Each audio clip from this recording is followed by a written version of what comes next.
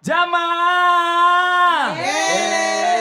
Oh jamaah. Alhamdulillah. Mana tepuk tangannya dari Lembang? Masya Allah, terima kasih banyak. Terima kasih banyak juga buat jamaah Islam itu yang di rumah yang dirahmati Allah. Masih di tema kita pagi hari ini yang luar biasa. Ipar adalah Besti. Wih mantap, Masya Allah. Sebelumnya kita lanjut lagi nanti mendengarkan tausiah dari guru-guru kita. Kita minta nih guru kita Ustadz Maulana untuk bercerita tentang tema kita pagi hari ini. Untuk itu kita masuk ke segmen Ustadz bercerita. Ada banyak hal yang kadang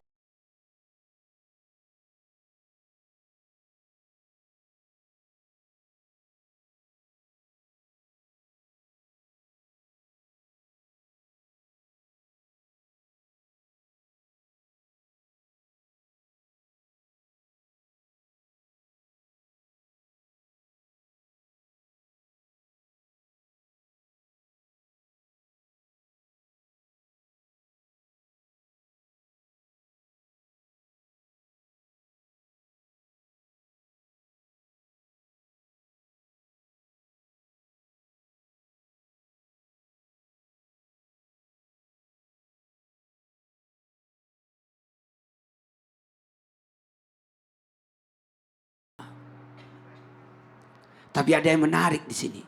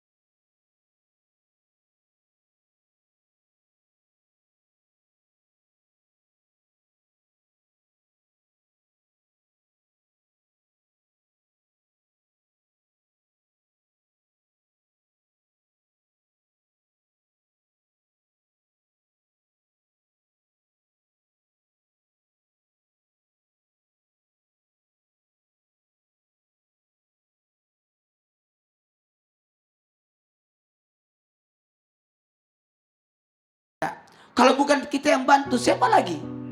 Kasihanilah ipar kita. Karena bisa jadi kalau bukan kita, siapa lagi? Jangan sampai rusak nama baik kita disebabkan kita tidak ada kepedulian terhadap sesama, terkhusus orang yang dekat dengan kita. Masya Allah, karena memang benar sih keluarganya kakak, anak-anaknya kakak tuh anak kita juga. Ponakan kita. Ya walaupun keponakan jatuhnya itu sebenarnya kayak anak kita. Kalau ada apa-apa sama mereka, pasti kita juga khawatir gitu ya. Orang kata begini, di mana kakaknya itu? Di mana saudaranya itu? Nah. Makanya saya itu selalu ngurus. Wih Masya Allah, tepuk tangan dong buat kakak ipar yang baik. Masya Allah.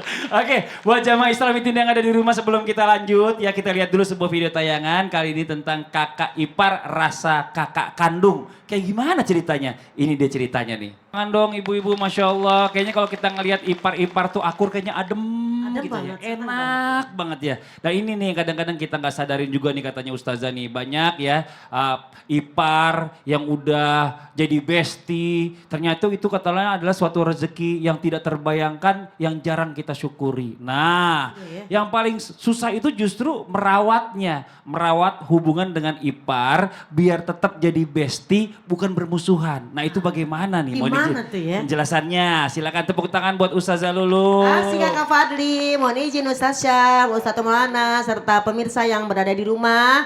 Bener nggak sih kalau kita punya ipar yang baik itu rezeki yang tidak terbayangkan, yang tidak terbayarkan, yang tidak Oh begitulah pokoknya ya. Jadi kalau pertama ya iyalah kalau kita punya ipar yang baik ya bunda sayang pemirsa itu adalah rezeki dari Allah Subhanahu Wa Taala. Jadi kalau kita punya ipar yang baik kita syukuri. Bersyukur kepada Allah menjaga ipar yang bestie. Kira-kira begitulah ya. Ngarang banget ya.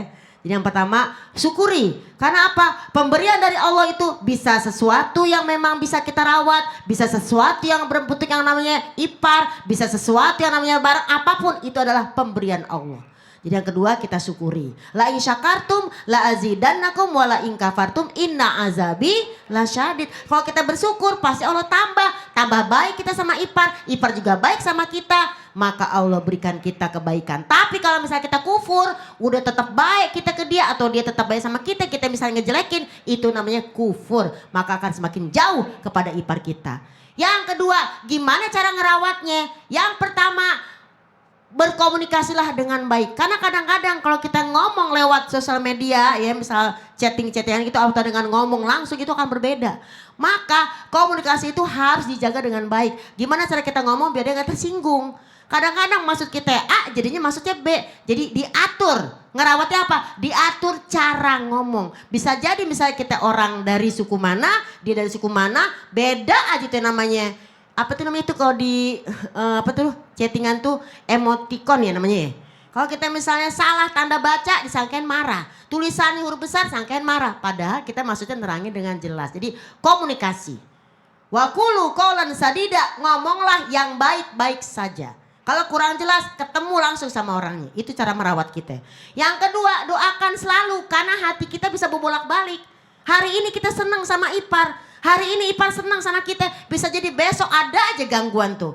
Dia gak suka lah, ya inilah. Maka kita minta sama Allah, Sang Maha Pembolak-balik hati. Ya Allah, rawatlah kerukunan ini ya Allah. Kami mah cuma manusia biasa. Lagi senang lagi sedih-sedih, lagi kesal-kesal ya gak sih?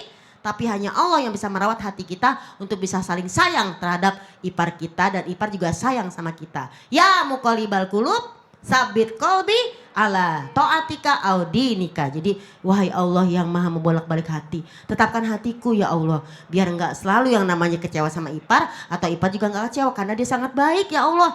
Jadi yang pertama kita komunikasi, yang kedua kita rawat dengan doa-doa dan juga jadikan ini adalah sebagai ladang pahala. Dan yang selanjutnya kenali kebiasaannya. Oh emang begitu orangnya. Jadi kalau ada yang macem-macem ngomongin ipar kita juga gak macem-macem ngomongin dia. Jadi saling mengenal, ta'aruf.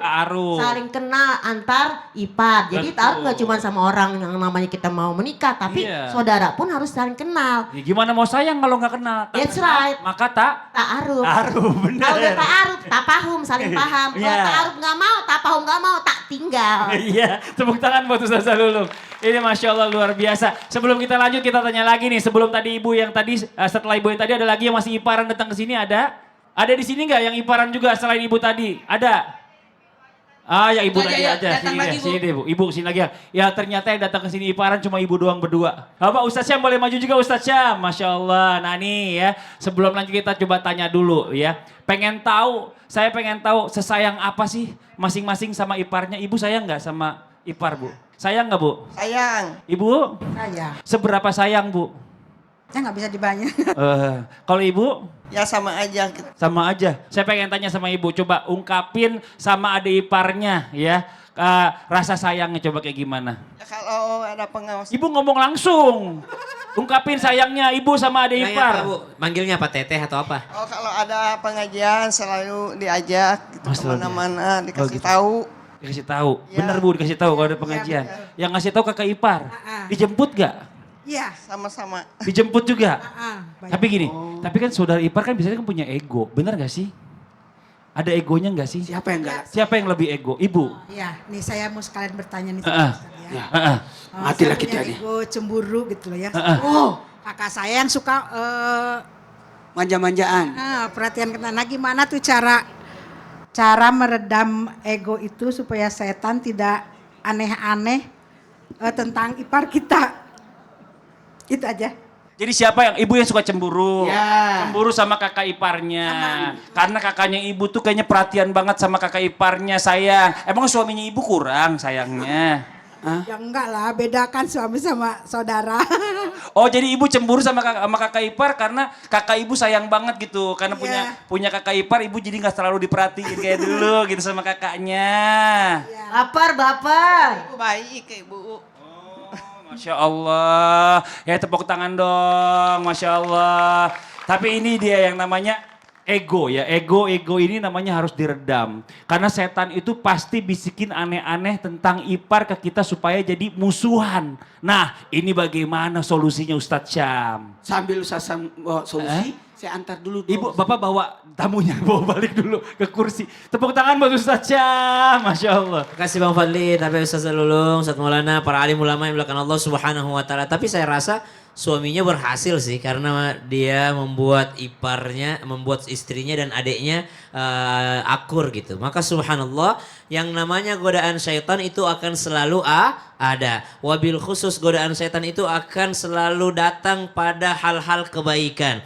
Idza quri'al Qur'an, kalau dibacakan Al-Qur'an fastami'u lah. Kemudian disebutkan juga idza qara'tal Qur'ana fasta'idz billahi minasyaitonir rajim.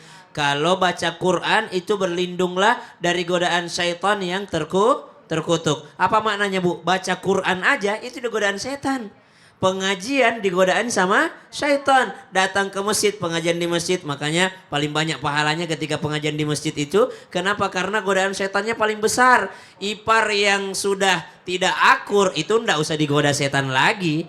Ipar yang sudah dari awal ndak seneng, nggak akur, itu setannya udah pensiun, udah istirahat. Tapi yang digoda sama syaitan, ipar yang awalnya silaturahimnya bagus, ipar yang senantiasa silaturahim bagus, perempuan sama perempuan, bestian, tiba-tiba syaitan datang menggodanya melalui hal-hal yang tidak kita duga-duga. Maka yang pertama, banyak-banyaklah membaca a'udzubillahi minasyaitonir rajim. Kapan biasanya orang baca a'udzubillahi minasyaitonir rajim? Pada saat baca Quran.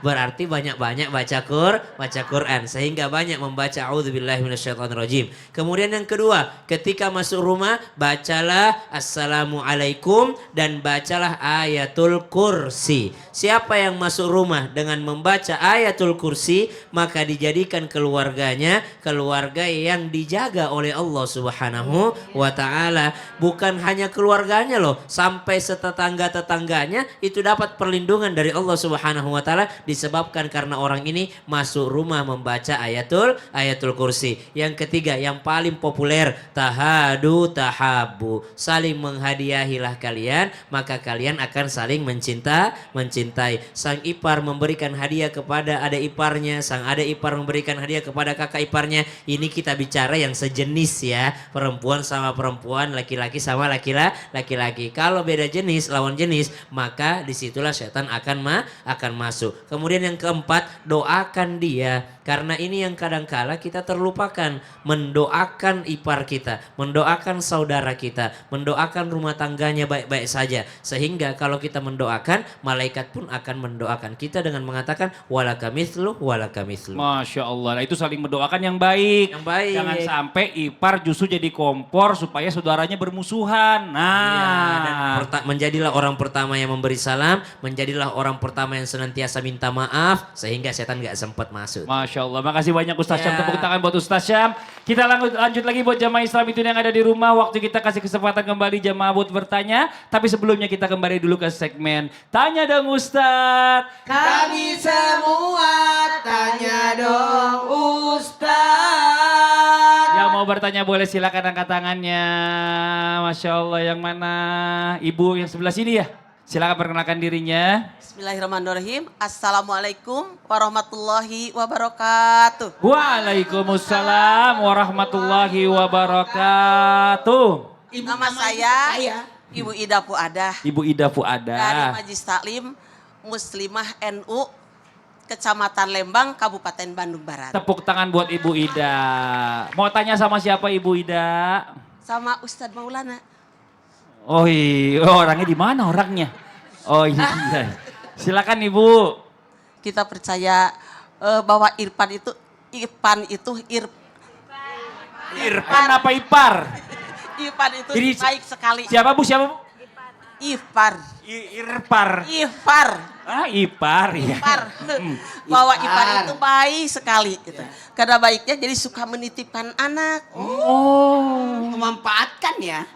Bukan memanfaatkan tapi karena baiknya Oh. percaya kepada Ipar. Oh, percaya. Sangat percaya kepada Ipar. Jadi bagaimana menurut Islam kalau menitipkan anak kepada Ipar itu? Oh gitu. Itu pertanyaannya. Wassalamualaikum warahmatullahi wabarakatuh. Waalaikumsalam warahmatullahi wabarakatuh. Silakan duduk Ibu Ida, tepuk tangan buat Ustadz Maulana, silakan. Terima kasih banyak Ibu Ida. Hari ini sangat membahagiakan. Tahu nggak kenapa?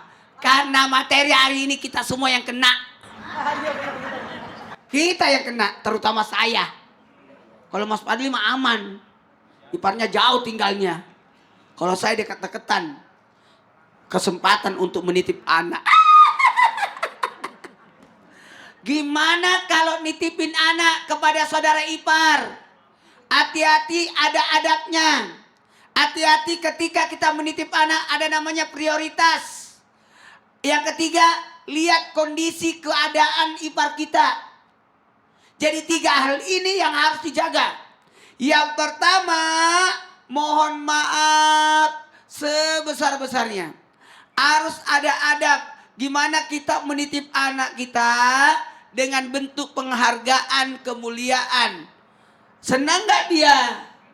Bahagia gak dia? Dekat gak sama anak kita? Jangan sampai justru dia senang, anak kita tidak senang. Ataupun sebaliknya. Maka kadang-kala kita tanya anak kita dulu, mau dititip di mana? Nah, di daycare atau dititip di ada tempat penitipan anak kan Bu? Daycare. Atau dititip kepada yang namanya mertua. Titip pernikahan anak itu bukan deker itu buat jaga pelindung ini, dengkul, Ya. apa lutut, Ya. ini segala macam. Kalau itu daycare. Daycare, ya itu. Saya lagi mikir tadi deker buat main bola.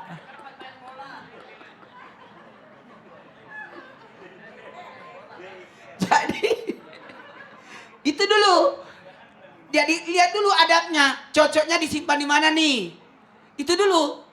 Karena belum tentu, mungkin ipar kita mau, anak kita belum tentu mau.